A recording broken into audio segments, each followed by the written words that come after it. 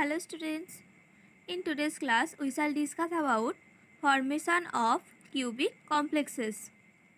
So let's see, the general formula of cubic complex is Ml8 and the coordination number is 8.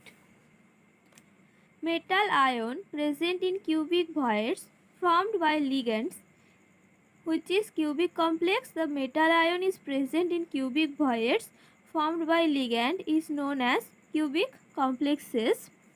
8 ligands approaches from the corner. Now let's see the structure. This is the structure of cubical complexes. In the center a metal is present and 8 ligands are present in the corner. 8 ligands are present in the corner. Now see, for cubical system, axial lobes are present along face center and non-axial lobes are present along edge center. What happened? Axial lobes are present along face center and non-axial lobes are present along edge center. So student, in the previous class we shall study about non-axial and axial orbital. Let's see, this is non-axial orbital. These lobes are present not along the axis, between the axis. These lobes are present between the axis, so they are called non-axial orbitals. And here the lobes are present along the axis, so they are called axial orbitals. Now let's see the another topic, difference between octahedral and cubical. Here let's see, here the lobes is present along face centered and the ligands come from here to here, and this is known as RO. What is RO? Repulsion in octahedral system. And here the lobes is present and the ligand comes from edge centered. So this is RC, and as the ligand comes from edge centered, we get a angle theta here. So we get a relation RC and RO. RC equal to RO cos theta. RC equal to RO cos theta. From here, if it come from here, RO and here RC, so RC equal to RO cos theta.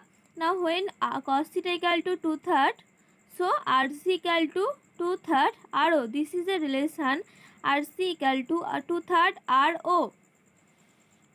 Now let's see the splitting in cubical system. Splitting in cubical system. Here we take d orbitals. These d orbitals are in ground state. These d orbitals are in ground state. Now when excitation occur, they get into excited state. Now when they get into excited state, these 3 non-axial orbitals are under-excited and these 2 axial orbitals are overexcited. So in near field situation, these overexcited orbitals release some energy and they get into lower mode, and we get here these axial orbitals which are overexcited now release some energy and gets here, and the underexcited orbitals, these are non-axial orbitals, they gain some energy and goes to upper mode. So they are non-axial orbitals and they are axial orbitals. These orbitals are named as T2G and these orbitals are named as EG. A barycenter is present between these two and the difference is known as delta C. It is a splitting energy, and delta C means splitting energy of a cubical complexes. Now under energy increases 2/5 del C, and here energy decreases 3/5 minus 3/5 del C. This is negative. This negative charge for decreasing energy. So this is the splitting in cubical system. Splitting in cubical system. Let's see the another topic. Here are some notes for you. Number of ligands are less important for splitting. Number of ligands are less important for splitting, and symmetry of fields or geometry of the complex is more important for splitting. Symmetry of fields or geometry of the complex is more important for splitting. Now let's see the relation between delta O and delta C. For delta O, we get here octahedral complex and here we get cubical complex. For octahedral complex, the general formula is Ml6 and for cubical system, the general formula is Ml8. Now for 6 ligand, we get delta O. So for 1 ligand, we get delta O by 6. And here also we get 8 ligand, delta C for 8 ligand and 1 ligand. So delta C by 8. Again we know delta C equal to 2/3 del O. So for 1 ligand, what happened for 1 ligand? Here for 1 ligand, delta C by 8 equal to, here for 2/3 into delta O by 6. So we get delta C by 8 equal to delta O by 9.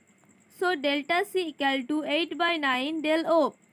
This is the relation between delta C and delta O. This is the relation between delta C and delta O.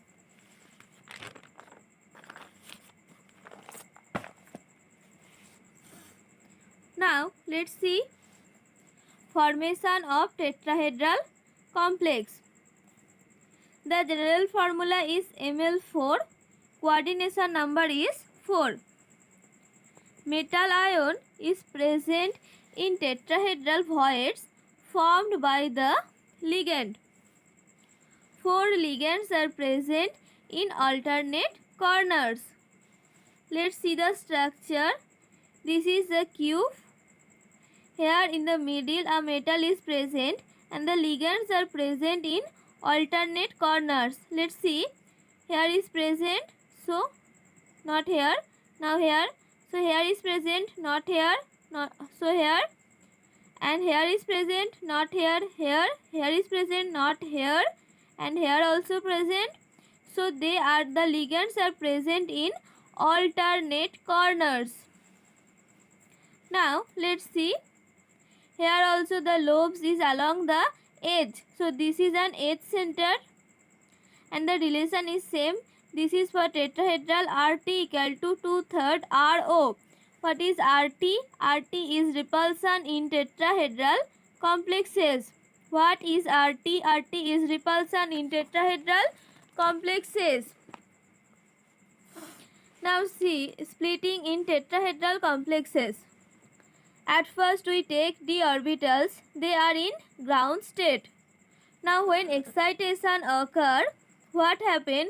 These 3 non-axial orbitals are under-excited and these 2 axial orbitals are over-excited. So here we get under-excited orbitals and here we get over-excited orbitals. And here a barycenter is present. The splitting energy is denoted as delta T. So it is named as T2 and it is named as E. The energy increases in the upper of the barycenter. So we get here 2/5 delta T and energy decreases below the barycenter. So we get here minus 3/5 delta T. So this is the splitting in tetrahedral complexes. Let's see. Axial orbitals are overexcited. So in near field situation they release some energy and get in lower state. And non-axial orbitals, they are in under-excited state, gain some energy and go to upper state. In this process we get splitting in tetrahedral complexes. Now let's see the last topic. Relation between delta O and delta T. The relation between delta O and delta T. For here we take the difference octahedral and tetrahedral. So here Ml6 and here Ml4. So 6 ligand is present here and here 4 ligand is present. For 6 ligand we get delta O. So for 1 ligand we get delta O by 6. and here for 4 ligand we get delta T and 1 ligand delta T by 4. Again we know the relation delta T equal to 2/3 delta O. So for 1 ligand we get delta T by 4 equal to 2/3 into delta O by 6. When it get cancelled we get delta T equal to 4 by 9 delta O. This is the another example. Delta T equal to 4 by 9 delta O. This is the relation between delta T and delta O.